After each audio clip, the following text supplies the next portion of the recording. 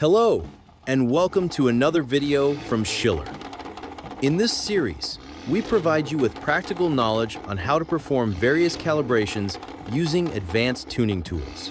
Today, we'll cover a hot topic in the world of modern petrol cars: Overrun Burble, better known as Pops and Bangs. Before diving in, let's take a quick look at the background. In the past, fuel injection systems were managed by carburetors, where a small amount of fuel was injected even with the throttle closed. This was inefficient, reducing fuel economy and often creating detonation sounds, what we now call pops and bangs. Today, with electronically controlled fuel injection, modern cars feature a fuel cutoff function.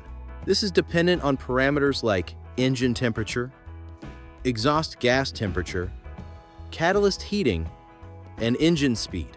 With proper ECU calibration, however, these sounds can be brought back in a controlled and safe way.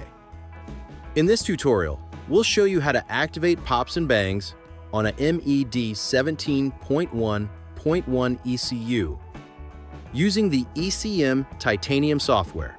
This powerful tool allows tuners to locate and modify the necessary maps quickly and efficiently. Let's jump into ECM Titanium and start with our project. First, we'll focus on injection changes.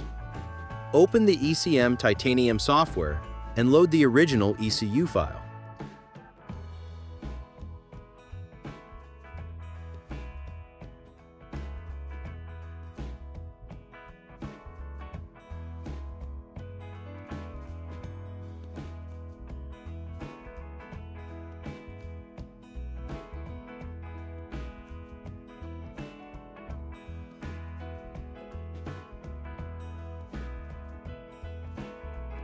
Use the driver search feature to locate the fuel cutoff delay map.